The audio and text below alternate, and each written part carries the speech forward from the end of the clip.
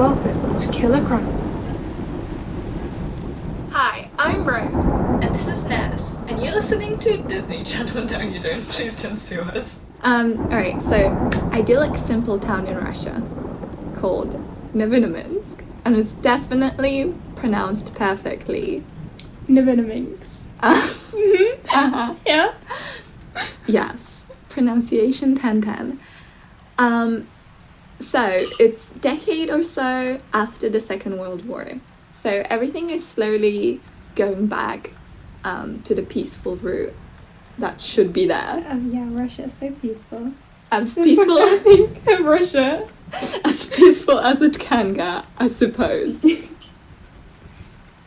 But this peace, this Russian peace That we all believe in. that exists, it was broken. In June the 1964, a 15-year-old runaway, Nikolai Dobryshev, disappeared. Some sources, I was actually checking it out, some sources don't even give his name. He's just like a homeless unidentified boy. So I'm not sure whether that's correct, but I assume it is, because there was at least 2 articles that mentioned this name as a first victim. Mm-hmm. So, first boy disappears, June 1964, How old 15-year-old. Okay. Yeah. Then the second one disappears a year later in May 1965. His name was Alexei Kovalenko. Then, I think it was like 9 years later. No, I can't count. It's 8. It's 8. November 1973, 15-year-old Alexander Nizmayanov disappeared as well. That's the third boy that has just poof gone, and it's in a very small area as well, so it's very, and like they don't even have like kind of a way to like run away, because you know, like public transport and such things, they're not really a thing. All he could do is like, I don't know, like go into the woods and just like die or be kidnapped and die. Yikes. So it's not good. No matter like what happened to them, even if like it wasn't, another person wasn't involved, it's like nothing good will come of it. It's likely they're just dead. Yeah. Okay, so that's the third one, 1973. The fourth one, May 1975, 11-year-old Andrei Pogassian, and that's also pronounced very correct. And then 5 years later, 1, 2, 3, 4, 5, fifth victim, 13-year-old Sergei Fatnev. I think that's not. The previous one was the youngest victim, 11-year-old. This one is 13, Sergei Fatnev. Then 2 years later, 15-year-old Vyacheslav Kovistig. I truly do not believe anybody's going to be correcting you. Well, Except it's me. pronounced perfectly, so why would you correct me? Of course. And these are all disappeared. So, like, nobody's found. They No, just gone. not at all. Just no one knew what happened.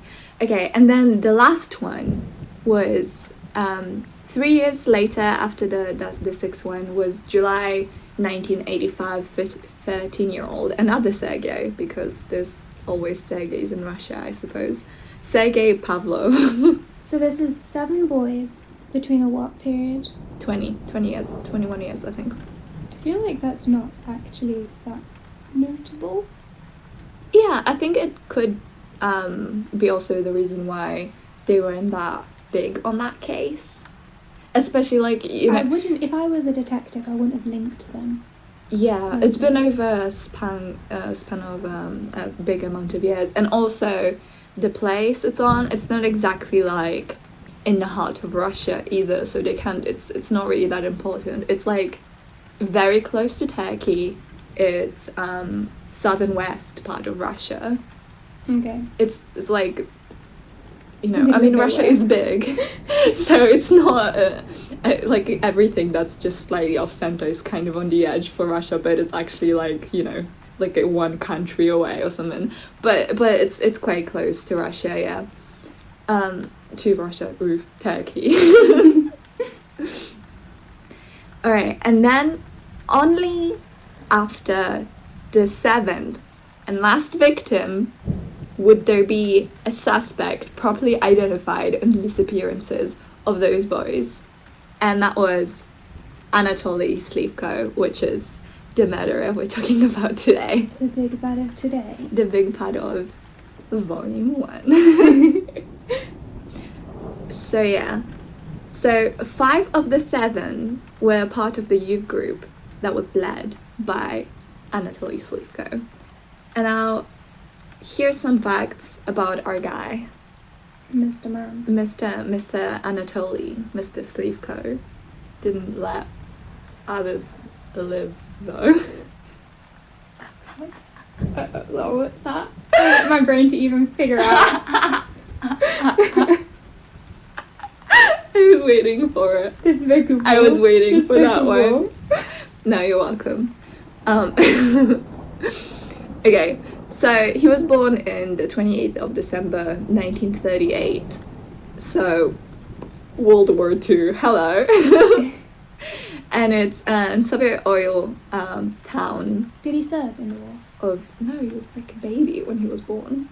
38. He would have been like 5. He could serve in the war. Maybe in Russia you can, actually. Maybe you can. Just give the babies the guns. Oh god.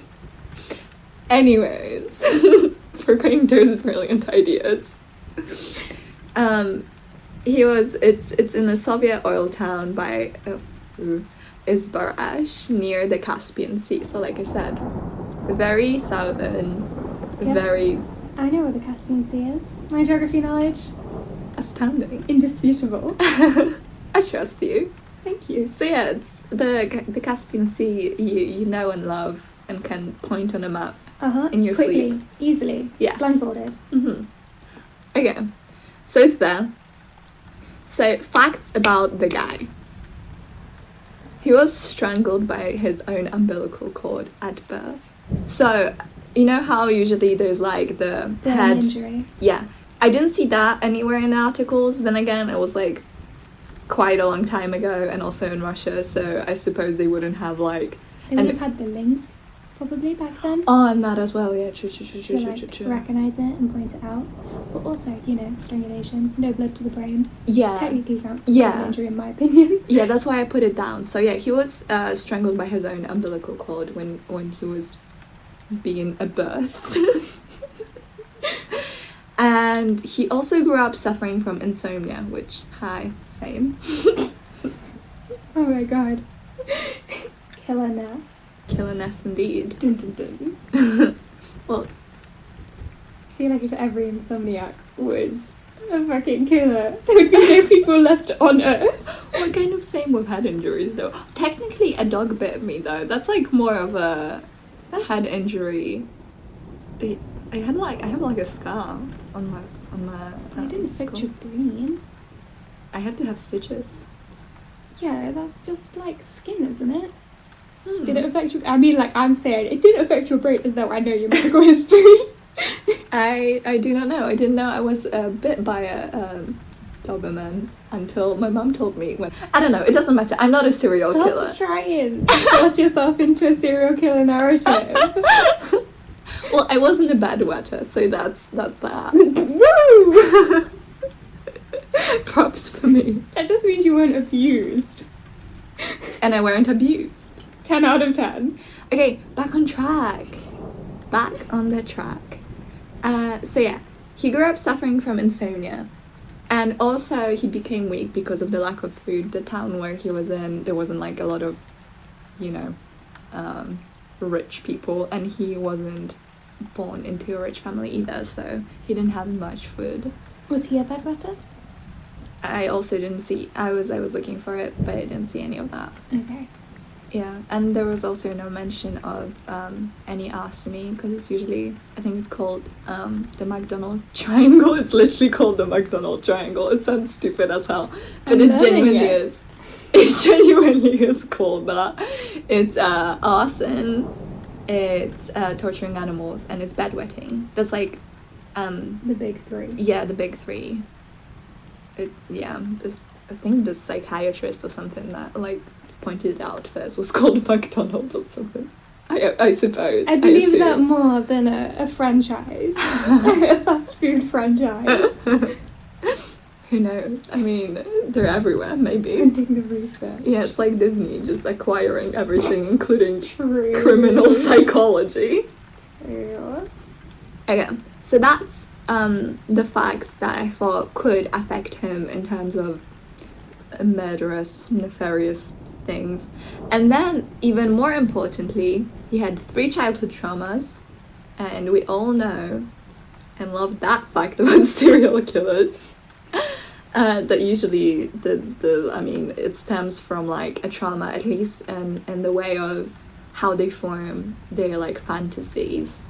It's usually like surrounded a thing that happened in their childhood, and they just want to like confront it in a form of killing people. So very healthy, honestly. Yeah, honestly. You don't need a therapist. Just confront your trauma your own way. It's fine. Yeah, that's what you can do about therapist. Who needs a therapist anyway? Just become Jeffrey Dahmer. Honestly. Right. Alright, so the first trauma was in 1942, and then if I look back, he was 4 years old. So, he saw... Wait, how did he remember it when he was 4? Maybe like inching towards 5. The month isn't written down. Anyways. I don't remember anything pre-10. Right? Yeah, no, it's all wiped from my brain. I have like flashes of memories. True, because I guess if it was traumatic enough, I was you about would probably to say remember. when I was like 4, the World Cup, I think it was, happened, and my dad kicked a door really hard because he was so angry, and I remember it so vividly, and it's my first memory. So That's so funny. he kicked it so. Oh my god, I was terrified. Well, my parents divorced at 6, and I can't even remember that. So I assume if it was like traumatic and like memorable enough, then you would. But yeah, he was 4 or 5, either one, and he witnessed a German soldier kill a little boy and then wiping the blood off of his boots on his body, just like treating him like a rag. If you had any question with the Nazis, maybe we're secretly chill. You know, I was on the fence. Right. It's a very debatable subject, really. But yeah, this one was no good. Spoiler alert. Kid. Yeah. I don't know. It's like. Did you know who they killed? It wasn't mentioned, no. But like, I would imagine if he saw it, it was like in a nearby area where he lived, and it was a small town. And was it a little boy that he killed? Yeah. It's probably a friend. Yeah. At the very least, someone from his school. He saw, yeah. I mean, I suppose so, but it wasn't mentioned anywhere. But yeah, no, holy shit. Like, how much... I mean, obviously you can be evil, but how much, like, neglect towards, like, human life can you have to just, like, wipe your shoes on their dead body that you just killed? Yeah, it's I feel like it takes it to a different level. Absolutely. I don't understand how a person can get to that point. Yeah. Because, like, I think armies are bullshit, but I vaguely understand being a soldier. I understand having to kill for the betterment of civilization. Yeah, you can, like, explain it to yourself in your brain, and it's like, you have a goal, but, like, what will a kid do to you? I feel like this soldier needs to have his own volume. You know? Well, the surname wasn't mentioned, so can't do that. No. Sorry. There's legalized murder. Actual serial killers. But it's okay, because you're it's like, war. you're fighting for Germany and it's The fine. motherland. Woo! Okay, so that was the first one. Then the second one was he lost consciousness when he was pretending to hang from a tree with his friends. They were playing, I think it was like hangers partisans or rope something. around his neck, Yeah. not just like, casually upside down with your legs. No. They were What kind of fun activity? Hey boys, I'll be like so chill to try out today. I know, it's fucking weird. And also, it was like mimicking the behavior of Nazi Germans. And it's like, super interesting to me because, like, when they, like, like, he saw what happened. Like, he saw the German soldier being fucked and they still want to, like... Pretend to be them. Yeah. I know nothing about the war. What? Never mind, I do know that Russia and Germany were against each other. I knew this one. I knew this one. Good job. 10 out of 10. My knowledge is supreme. It is. Surely all of the schools and the adults are telling them that they're the bad guys. So Yeah. why would you...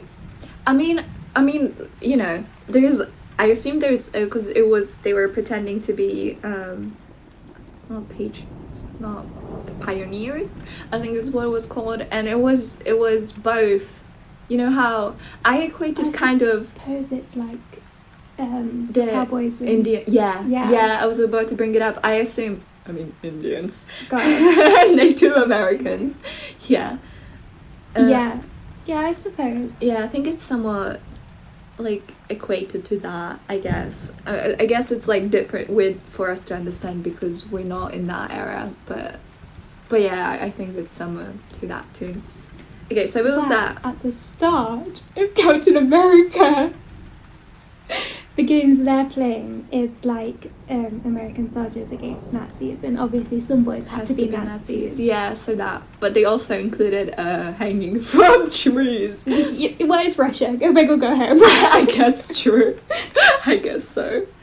So yeah, and then the third and last one was, and that one had like the biggest impact. I'm gonna mention it later on, but in 1961, so he was 23. He was 23. He witnessed a road accident where a drunk motorcyclist crashed into a group of pioneers, and it was kind of explained as like Boy Scout kind of a thing. Okay. Like a Russian Boy Scout time. Fun thing. So they were kids. Yeah, fully. And he killed one on the spot. Not Slivko, the motorcyclist guy. He drove into the boy, out of the group. One boy died straight away. Flatlined at that time. DOA. Yeah, KO. How many other acronyms can we throw in? MIA. No. KIA. Okay, that's it. He died. Okay. So, he claims that he noticed a sexual attraction to that when witnessing that road accident. And they were boys. Yeah. Like, just kids. Yeah. That's so nasty. It is very nasty. I just don't know, how can you, like, I understand the, like, grim fascination kind of with death, like, you know, just looking at an accident and can look away kind of a thing. Yeah. But he just, like, saw a kid bleed out to death on, like, a road and got turned on. Ew. Yeah. I feel like he would have thrived on 4chan. He would have absolutely ruled 50-50 on Reddit. Oh god, ew. Yeah. But yeah. So, after he noticed that he was a sexual deviant and whatnot, he decided to get married to cover up how weird he was. Because once you bring a woman... Marriage is just the solution to everything. So, he married... Did he have kids? Just wait one sec. Oh god. Just wait one sec. Oh. So, he married... to cover up his unusualness. I think her name was Ludmila. Say again? Ludmila. Ludmila. Yeah. Pronounce that awfully. Anyway, carry on. It wasn't too bad, actually. I was very surprised it's not Svetlana, because I was watching HBO Chernobyl. And every other one's name was just Svetlana. How many Svetlanas are in Russia? By the way, it means like Svetlana. Yeah. Means.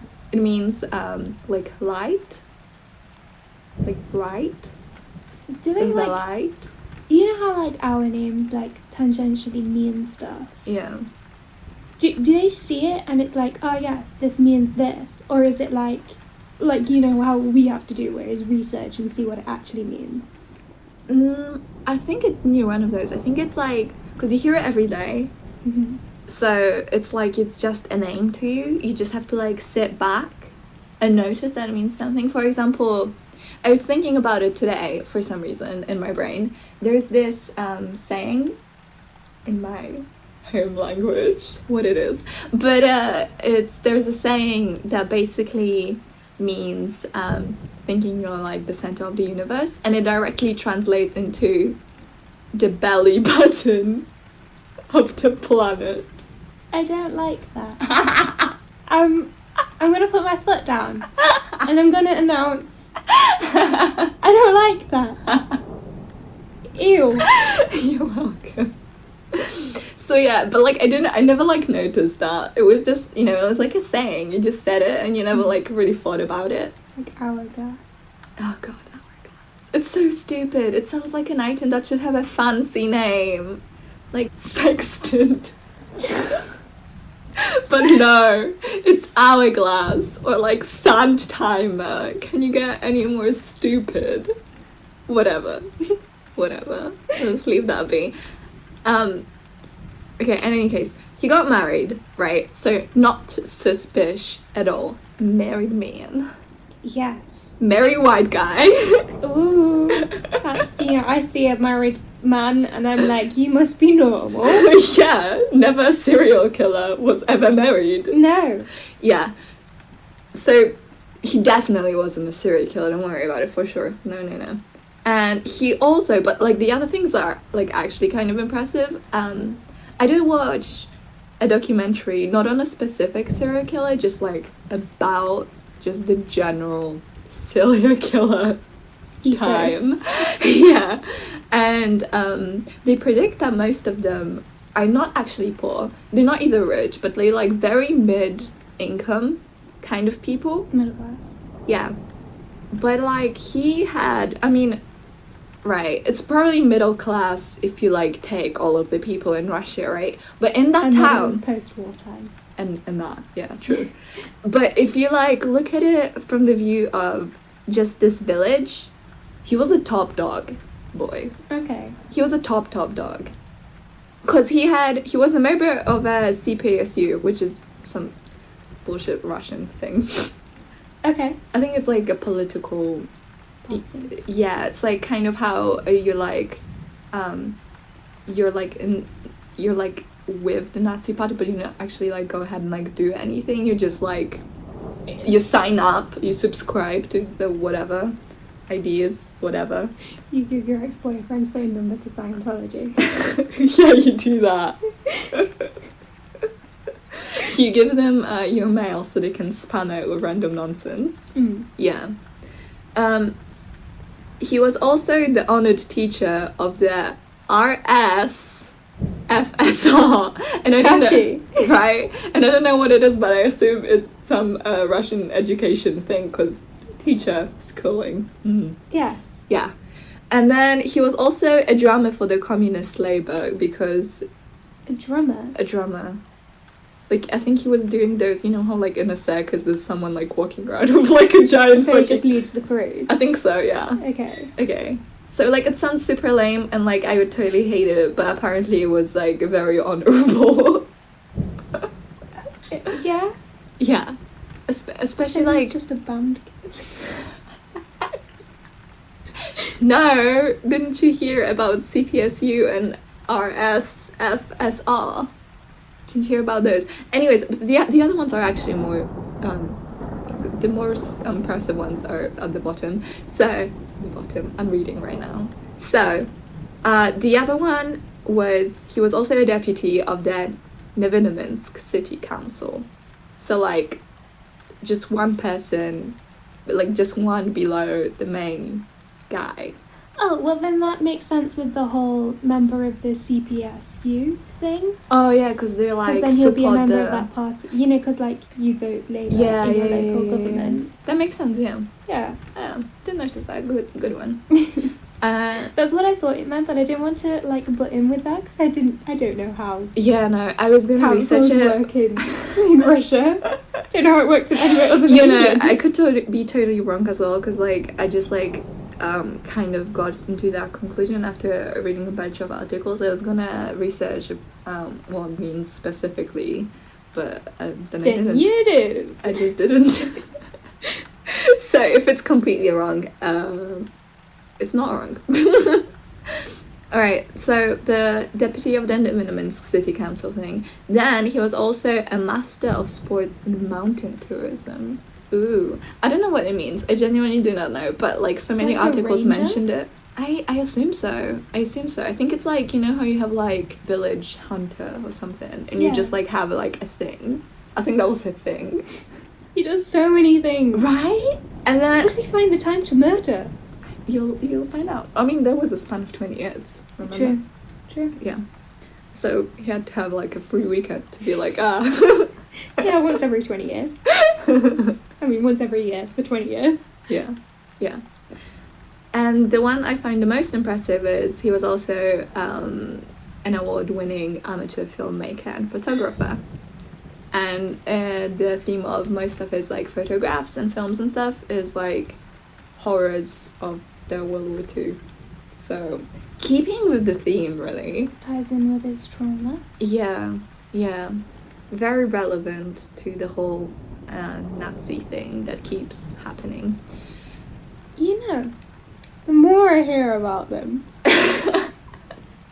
Oh no! Do you think they're bad guys? You know. Why would you say that? I know, but you know, I've got some evidence now. Well, that sucks. What about all the fun twin experiments they did? And all the Asperger's stuff. Oh my god, yeah. Ooh. I love it. I love how it affects our society today. God. Alright, so at that point, he figured out, at that point, meaning like he was like 23, 24, he just married. He figured, I better make kids because I'm a weirdo. It's the natural I'm progression. weird. Have you ever seen me without this hat? I don't fit in. So he was that. Mm-hmm. He was that. Did his wife know? That he was into dead boys. Yeah. No. Okay. No. At least she claimed not Regular to. Ted Bundy. Or at least she claimed not to, you know. Who knows, actually. But, he had, like, a very shitty sex life. He reported by the end of his life, to have sex only about a dozen times with his wife. So throughout their entire span of marriage. Each time he snuck a photo of a dead boy under the pillow. Maybe. Pull out to get himself hard. Yeah, he attempted to make a doll. A doll. A doll. A doll. Oh. A doll. Like a sex doll, or just like a normal regular doll. No, a sex doll, but imitating a dead boy. So, Oh, a very bad God, sex that's doll. bad enough already. Right. But no. Oh god. Yeah, he was trying to. How did he make it? It wasn't mentioned. It was just like, you know, thrown in there. Who just throws that kind of comment in? It's just thrown in. I don't know what to tell ya. Because he was all like reminiscing about the whole motorcyclist accident thing. It was that nice specific memes. scene. Yeah. According to him, it was apparently orgasm worthy. Oh, God, could you imagine this awful car crash happens, a boy is dead and there's a guy standing on this, like a 20-year-old standing on the side of the road like, Yeah, just like imagine. pervin. God, imagine like how sad the parents were, and he's just like there, like I keeping hope this they memory never cherished. found out. Yeah, no, same. Because like he keeps that memory like so it's like his favorite thing. He just keeps thinking about them. His like entire murders, I mean, I'm gonna mention it, but it was like centered around that accident. But then like his parents, it's like literally the worst moment in their lives. Yeah, of course. I don't know. That's an interesting way of looking at it, I guess. Jesus. After he realized the doll isn't making it for him, he turned to experiments. And I'm gonna get to it, but before I wanna read a quote of his, because boy is it something. Okay, here we go. I met my wife, Ludmila, at work. I didn't feel strong feelings before my marriage. I didn't touch her, and I didn't even kiss her. Boy, why didn't she notice something's wrong? Oh yes, I want to marry you. I say yes to your proposal, even though you've literally never looked at me once. Right? Apparently she likes it though, because my wife told me later that she regarded this behavior of mine as the standard of modesty, and only for this reason she married me. So, nice choice. She was my first and only woman, but I could not have sexual intercourse with her after registering the marriage. I tried to do it, but nothing worked, despite my sincere desire and commitment to my wife. 2 months after the wedding, my wife went to the gynecologist and returned very upset, painfully worried, rude to me, and kicked me out of the bedroom. I think that my wife's virginity was violated through medical intervention. So, nice note to put in there. Is this his diary? I think it's either his diary or he had an interview later on in his life. For a long time, I felt remorse and helplessness in front of my wife, but I could not do anything. She became indifferent to me. For 17 years of marriage, I had sexual intercourse with my wife no more than a dozen times. Despite all my efforts, the penis only slightly swelled and ejaculation began. However, the wife gave birth to the 2 children, Igor and Eugene. The recurrent sexual pressure oppressed me and demanded some kind of action, which ultimately ended in masturbation. I mean, yeah. The act required imagination, a fantasy associated with the appearance of the boy who died in a traffic accident, his clothes. In my fantasy world, which for me has become more real than reality, there are adventures, chases, smart and happy boys in black shorts. Like, why? Why would he think they would be happy? I suppose part of his fantasy is that they would. Look, I guess what I'm trying to say is that it's not his fantasy for them to be upset, it's his fantasy for them to be young. And dead? And dead. I guess. Because, dead doesn't necessarily mean traumatized. I guess. Because some people get sexual gratification out from of the torture. Fear. Yeah, I guess. Okay, happy boys in black shoes. I can do whatever I want with them. They like it and they smile at me. Realizing that for the embodiment of such fantasies, sacrifices will be needed. I thought of how to get a boy unconscious. In books on medicine, I came across a description of retrograde amnesia, in which, as a result of short-term hanging, all that is associated with experience is erased from it. I decided to experiment. And that's the conclusion he came to before starting his experiments. So all to just get off. I don't want to try and, sympathise with the child murderer and rapist. Uh-huh. But at least he doesn't want them to remember. I guess. He could be... like I said... it's out of 2 evil, I guess. Yeah, he's not a good guy. He's gross and disgusting. No, definitely He should not. have a slow, awful death, but that's something. It's interesting that tracks through his different statements. That he wants them to be, happy. The happy, and then that he wants them not to remember. Yeah. Which is weird. But interesting. Yeah, I think, to be honest, it's mostly because he didn't want to assault just one kid. So he just didn't want to be caught. He just didn't want to be caught, I think. Yeah.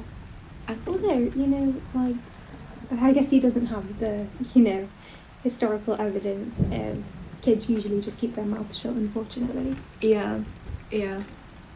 Okay, so start of the experiments. The process and the baiting of participants. So, as stuff like that usually goes with serial killers getting prostitutes and homeless people involved in their shenanigans. People who won't be missed. Yeah, he invited malnourished boys from disadvantaged families. So, if something would happen, chances are they wouldn't say anything, even if they remembered. Or just nobody would trust those families because he was, this respected member having all those things. Politician, gross. Yeah, he had like so many things going on, Yeah. and then they don't. And also part of it was he gave them food, so they were just hungry. That's so sad. Yeah. Genuinely makes me so sad. Yeah, so he just baited them with that. He befriended them because they were like malnourished and disadvantaged. They weren't like popular kids, I guess.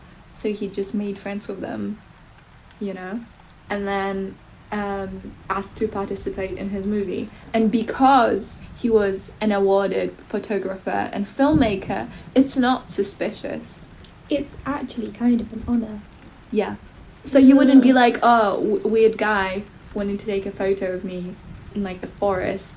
Like, he did that before. You know what he's doing. He got awards from that. It's legit. Even if they saw their parents, the parents would probably be like, well... Even encourage it. Yeah, because it might give them a future. Yeah. That doesn't equal poverty. Yeah. Cool. That's so sad. And it also probably made them, like, feel in debt to him. Yeah, in debt. So they wouldn't even if, like, the thought would cross their minds that something is not right, they would, like, try to, like, not think of it.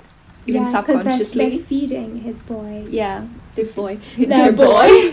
Yeah. And they're giving him, if anything, something to do to get them out of their hair, but also something that could give him a future, something he could tell people that might, like, legitimize a career for him. Yeah. And, like, not make him die as well. I mean, it's, like, rural part of Russia. Yeah. They probably don't have a lot of food, and also it's not like contraceptions were a thing, so they probably have a lot of children as well. So sad. So easily to manipulate. Yeah.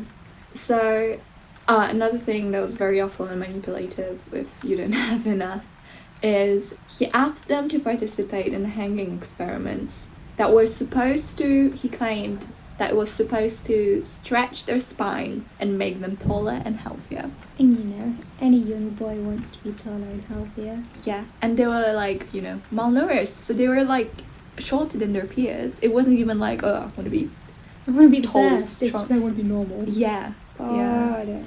Yeah. It was horrible. Alright, so that's how he baited them. And then the process was he gave them a pioneer uniform, and that's the Russian scout boy boys, thing. Yeah, Boy Scouts. Yeah. He stretched them with ropes and film. They were still awake at that point. He stretched them with ropes and told them to, like, convulse and stuff and, like, pretend that they were hurting. Oh, that's horrible. Yeah. That's awful. Yeah. And he was like... I take back all my statements on that I made before.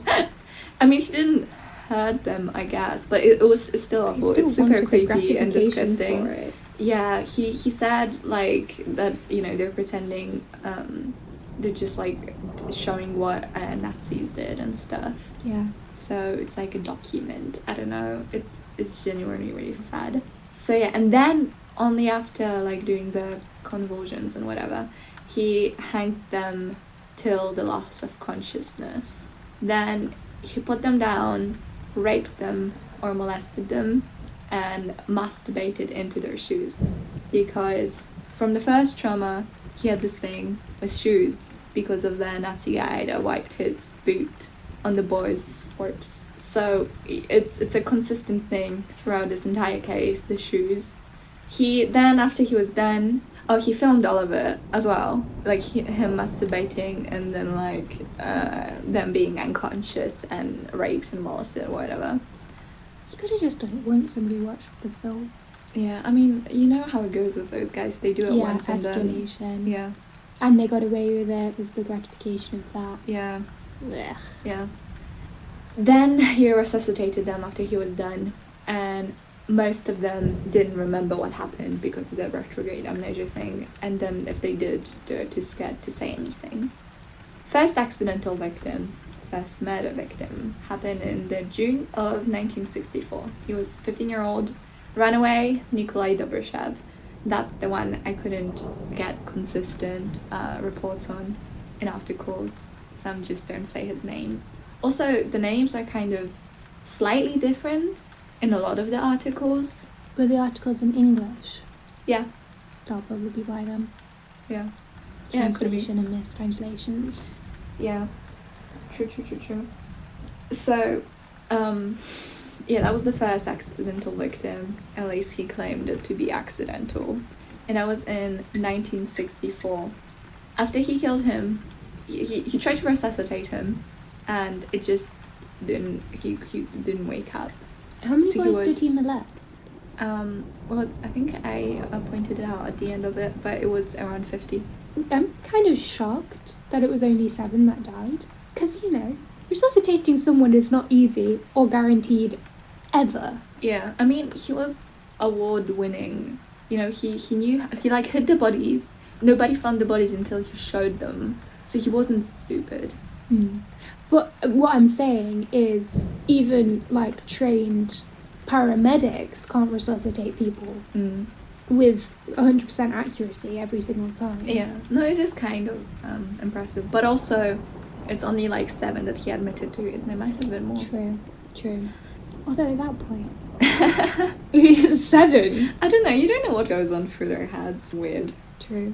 Right, so the killing process, after he realized he couldn't wake him up, he dismembered his body and set it on fire, reproducing the road accident, because what he remembered the most, except for the boy dying, was the gasoline from the motorcycle just spread across the road, and it ignited, and he also burned.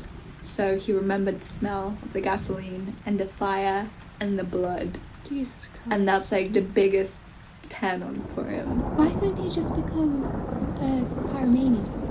Don't know. Just, a casual fire turns me on. Why did it have to be the boy as well? Guess it was go big or go home, Yeah. rush up thing. True. So that was the first one. Then he also took a trophy, which was his shoes. Do you think if it was an adult who died in that crash, Yeah. he would be into adults? Or do you think this is just an excuse for his paedophilia?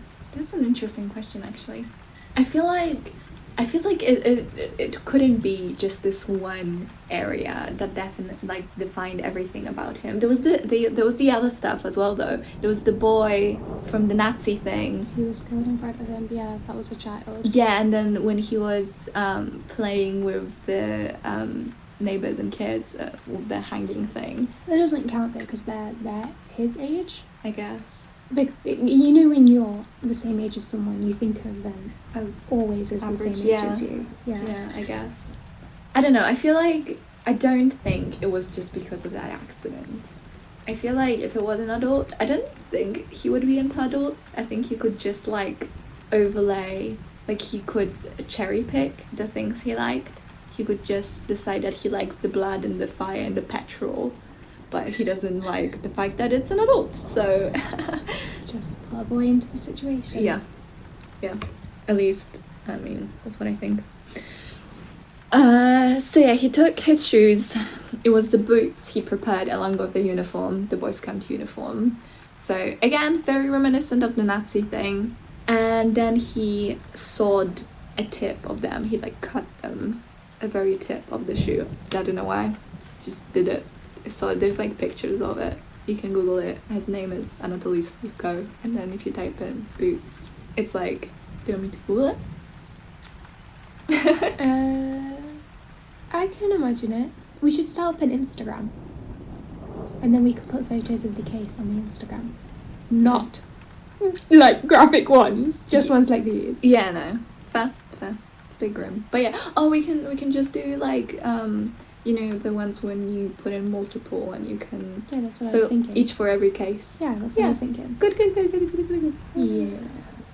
So check out Killer Chronicle Instagram for that picture. It has been decided that it's going to exist now. Okay, then second victim. And that was the first victim killed on purpose. And it happened in 1965. His name was Alexei Kovalenko. And that is a year after. So considering that it was an accidental killing, he sure decided to kill for reals and plan it quite fast, considering how it spanned over 20 years. To be fair, He probably planned... You know, once he started hanging boys, he probably planned for the worst. No, there will be a quote of it, but he actually said that murder wasn't a part of it. But what I mean is, like, even if he didn't want to murder them, I'm sure he still thought that Just it in was case. an eventuality. Maybe. In any case, this one was confirmed by him to be purposeful. So that's the second victim, May 1965, Alexei Kovalenko. Then the rest. He set up Chegrid, which is also in the like Boy Scouty kind of a thing, except it's his own club. It's not like Boy Scouts. It's That's a red flag. right. I don't trust anyone who sets up a young kids thing. Yeah, but it was like a club. It's just Boy Scouts, except he put like a different name to it because they would just like walk around and just like explore and shit, you know. It could be so wholesome. Yeah.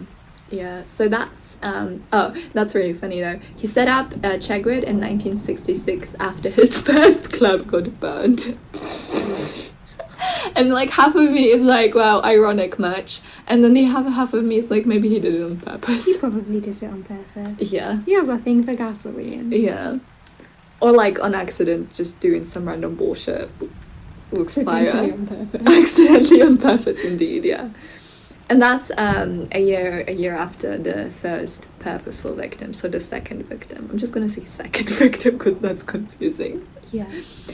The third victim was November 1973, and that was a 15-year-old Alexander Nesmayenov. And he was the first one to be murdered and being a member of Chegrid, his club. So it was like his own personal He just like... dating pool except murder pool. I was thinking of it as a farm. Deadpool. Gross. Yeah. The farm thing suits it as well.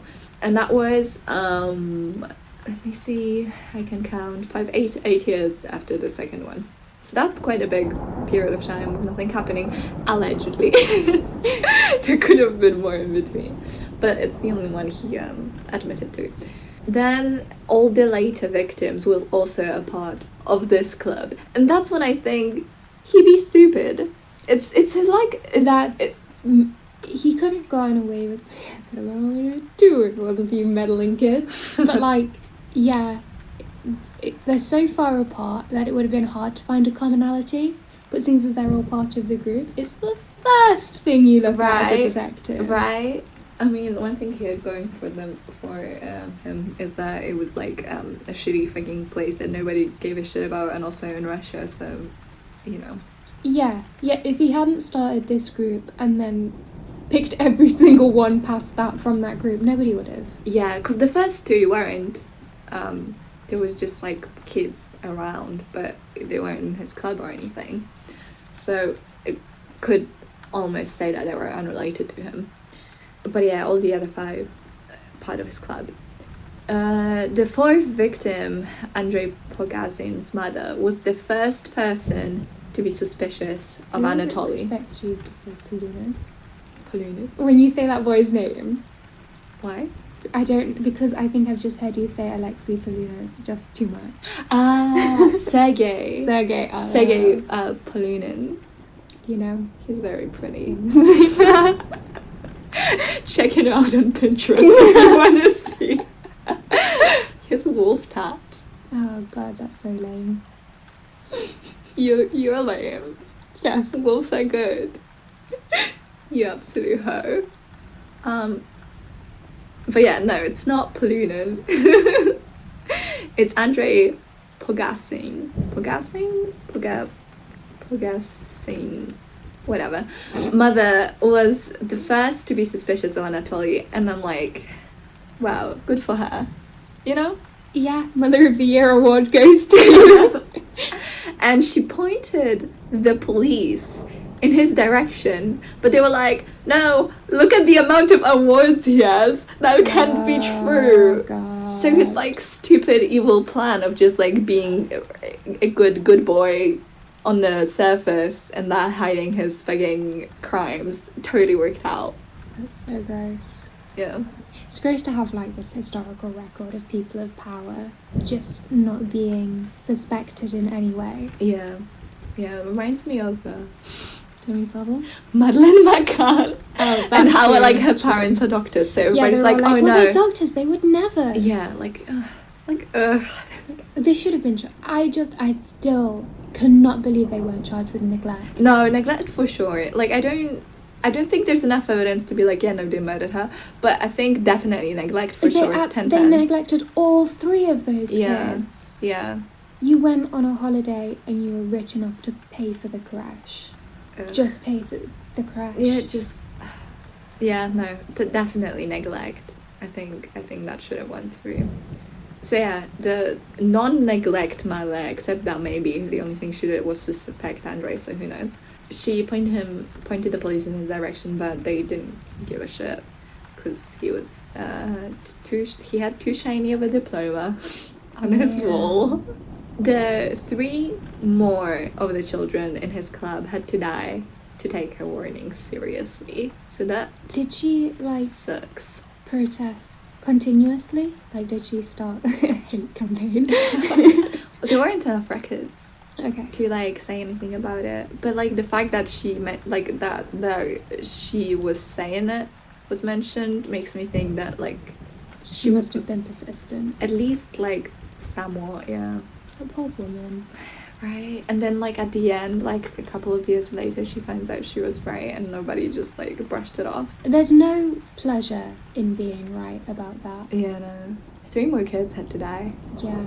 The last victim, Sergei Pavlov, told his neighbor that he was going to see Slivko, and he was killed in July 1985. So that's the last murder, July 1985. And How old was Sergei?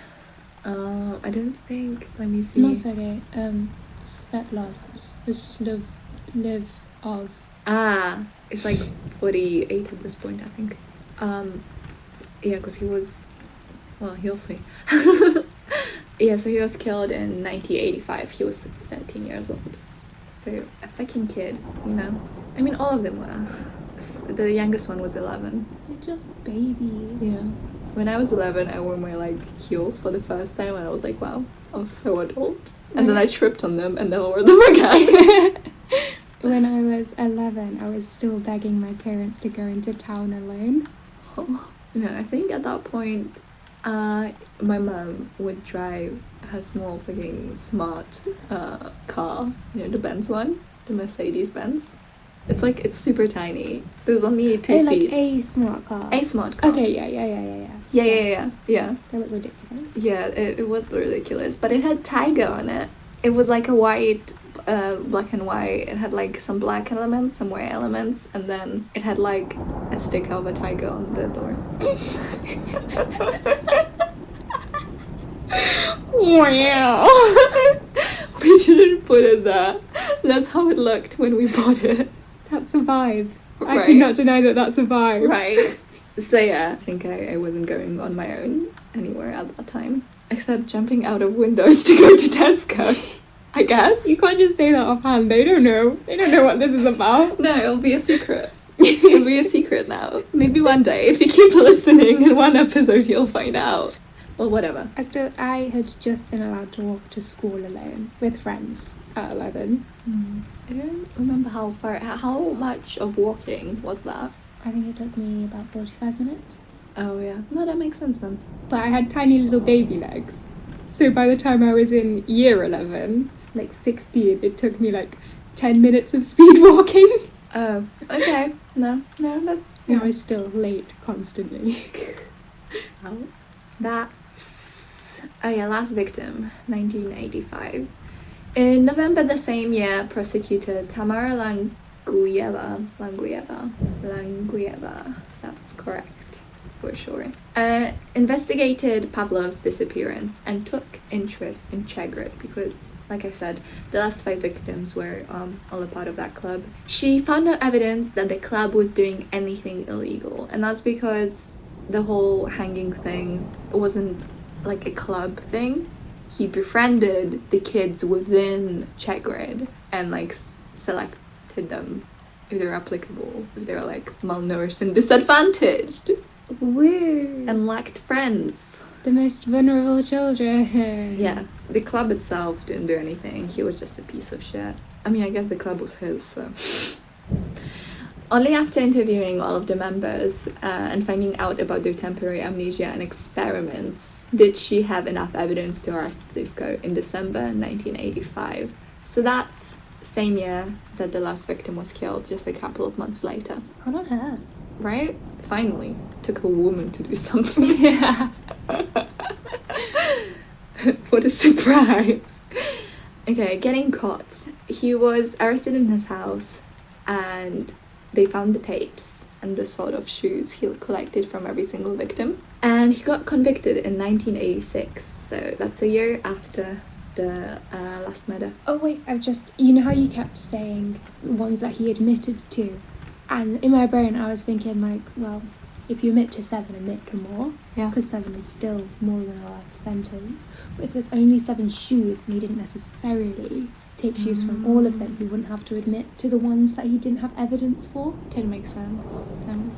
I don't know whether it's like all of their shoes that were in there. There's definitely multiples of them, but you can't tell. I don't think it wasn't specifically said every single one had like their shoes and it was like written down. He just had, I don't know.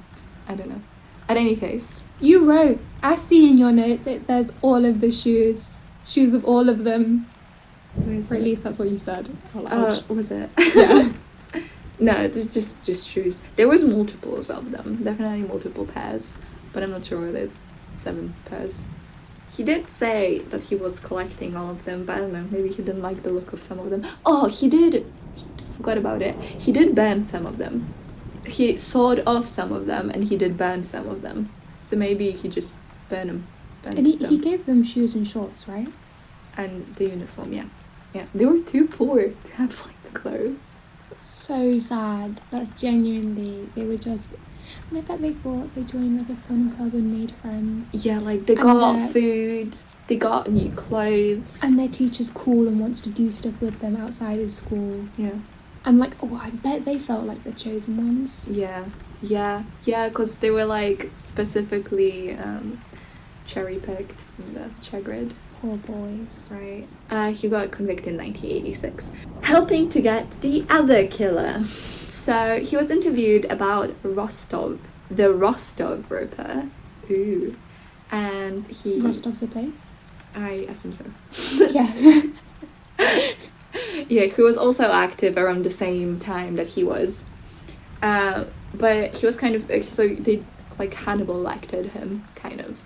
I don't know what that means. I've never watched. Oh my god, Science of you the Shams. cultureless swine. I know. I'm sorry. I just find old films really boring.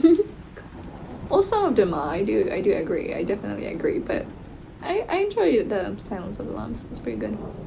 What I know from it is that he makes that weird tongue thing. Oh yeah, I did not like that. Also, it's kind of funny. It's not that scary. Well, I guess To each their own. Yeah, and also different times, I guess, when those people were scared of the first train thingy. The first film, that was like a train approaching the station, and like on the first viewing, people just like run out of the theatre because they thought they were gonna get run over by a train.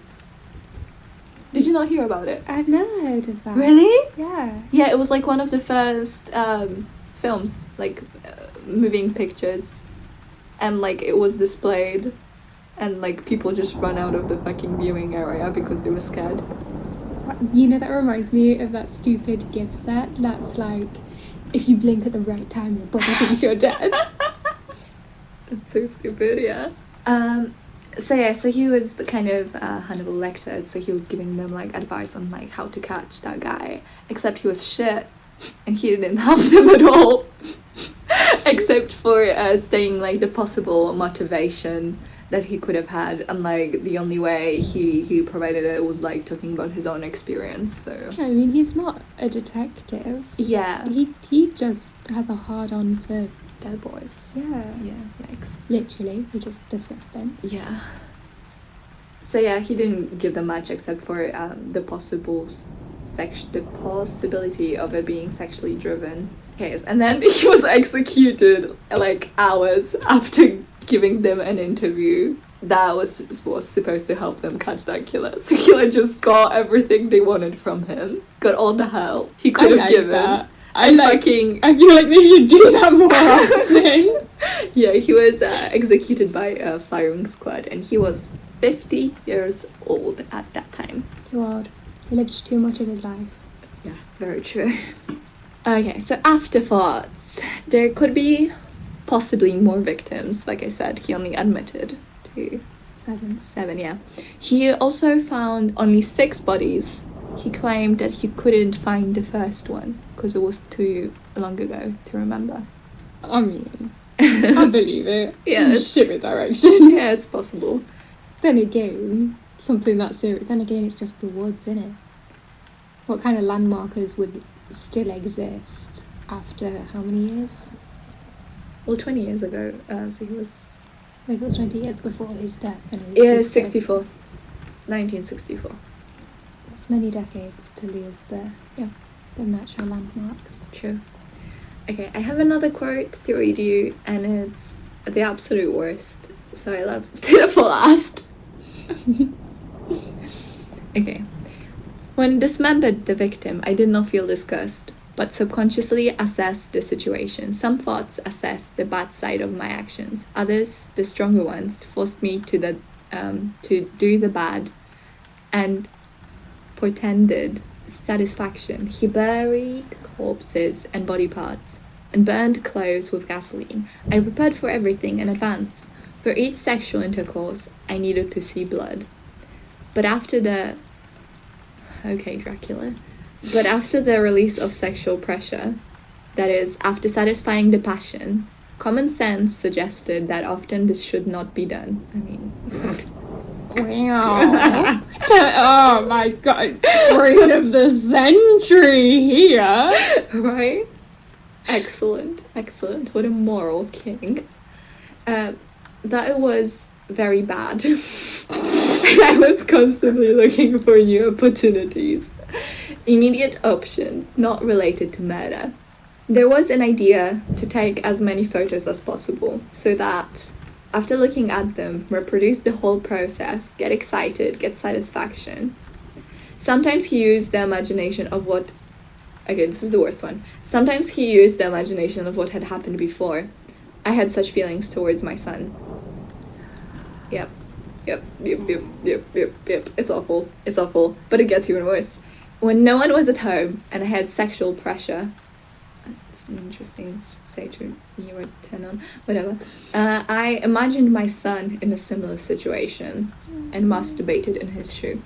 Oh. That's actually really fucking awful. Because, like, I mean, we both watch a lot of cases and stuff, and that includes, like, rape and stuff. But, like, a lot of the rapists and, like, the murderers and stuff... their own children. Yeah, not only for, like... being court reasons. Yeah, but they genuinely just... don't feel that way. Yeah, they wouldn't do it.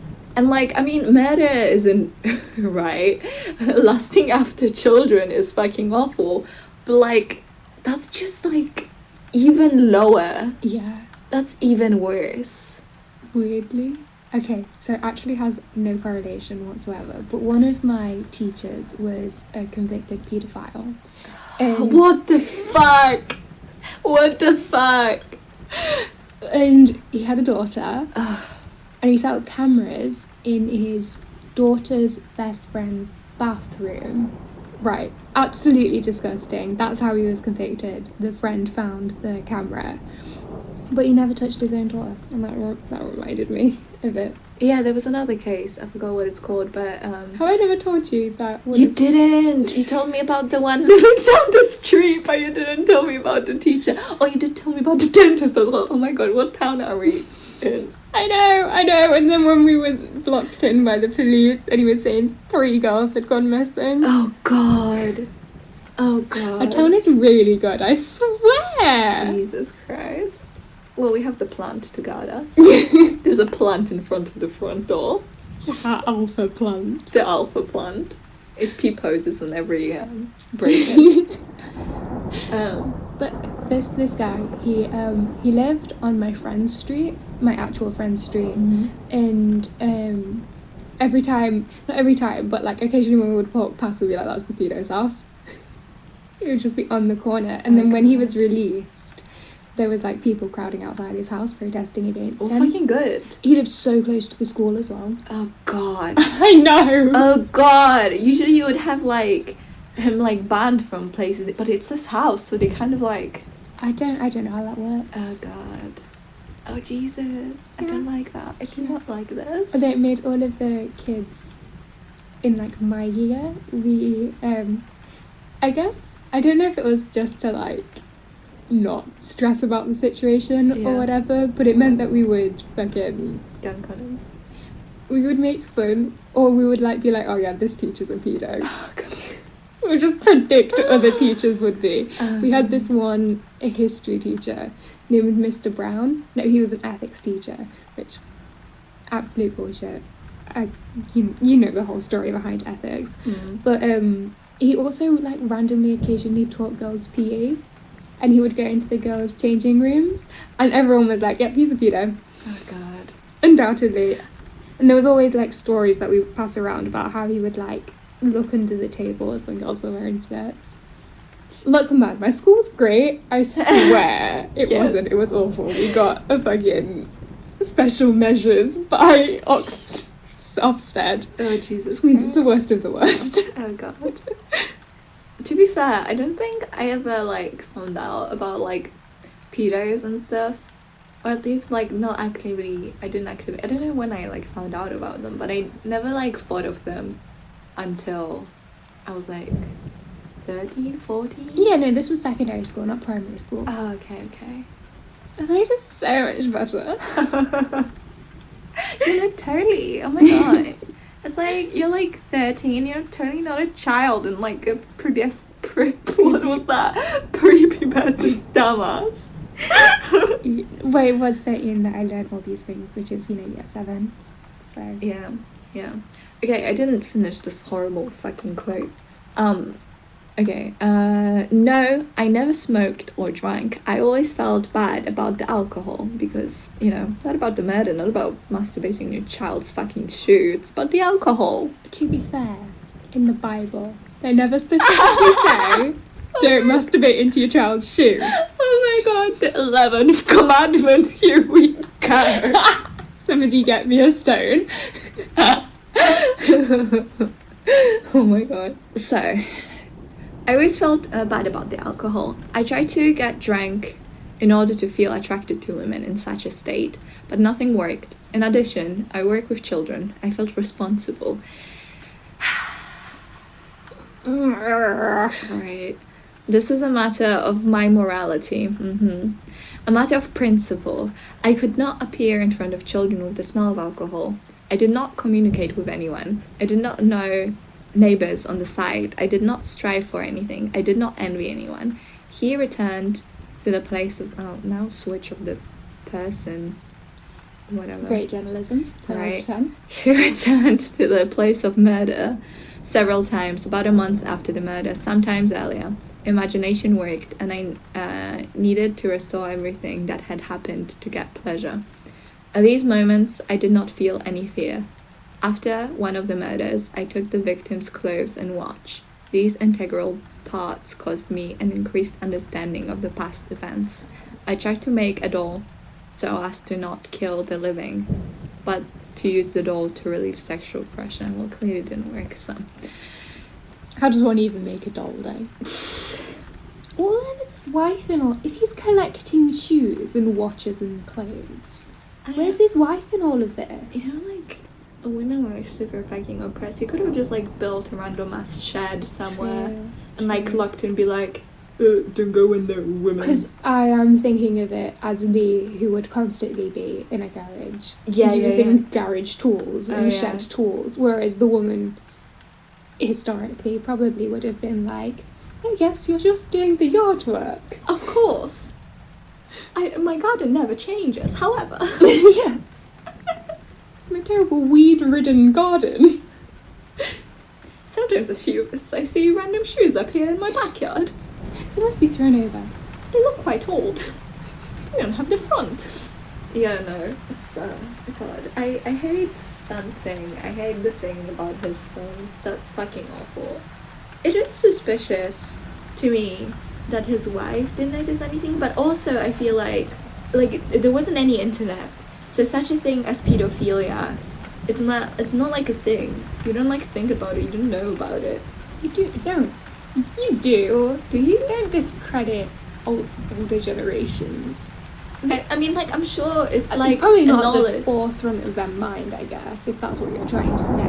But as like a thing, you certainly would know. No, I think this is, I'm sure it's definitely like recorded like a thing, and like people in Moscow probably know, but it's, you know, it's like in the middle of nowhere. It's probably not, this is the kind of Feel like they person. would know. I don't know. I don't know. I guess I'm kind of like very conscious of trying not to undermine historical people, Yeah. because a lot of people like to say when monarchs used to take young kids and like the Romans used to take younger boys, and that it would just be normal. It wasn't. Historically, there's proof that the masses, the actual population, thought it was despicable and gross. Yeah. So it's not actually a normalisation of the time, and I think Yeah. I translate that in my head to like everyone just knowing things. Fair enough. Well, I definitely don't think that everyone approved of it. But I don't know. I think there is a chance that they wouldn't know, or like you said, it just wouldn't be at the forefront of their mind. But it seems like this lady, this wife, I think she was using him to just exist, because she didn't actually want someone who pays attention to her, because otherwise she wouldn't have married a man who never even held her hand to begin with. I don't know, she did say that she thought he was just being courteous. Because it was like a thing that, like, you know, You couldn't want to be fuck and paid stuff. attention to, though. I don't know what the Standards were. for Russia, Yeah. but for everywhere like English speaking, Uh-huh. it was nice to be doted on back then. That was like the height of. Well, he could have maybe, because he did, I don't know, considering that he said all of those things about masturbating into his child's shoe, the way he was talking about his wife, he at the very least respected her, so he could have like doted on her in terms of like a monetary way, or he could have just been like respectful to her as opposed to most men at the time. Yeah, what I'm saying is that I think she was just lenient. Like she just took what she got. Yeah. Well, probably like most women at the time, even if things like don't work out quite the way they want them to, they didn't have much of a choice. Okay. Yeah. I don't think she knew like everything personally, but I think she could have noticed like the weirdness, and maybe when they first like questioned him, like maybe at the fourth victim or something, you know, when the mother was like, "Excuse me, something's weird around that guy." If I was her, I would probably have a good deal of denial within myself, though. Oh, and that too, yeah, true. Because you never want to think that your Husband, yeah. Sure. murders and rapes boys. That's a great thing to do.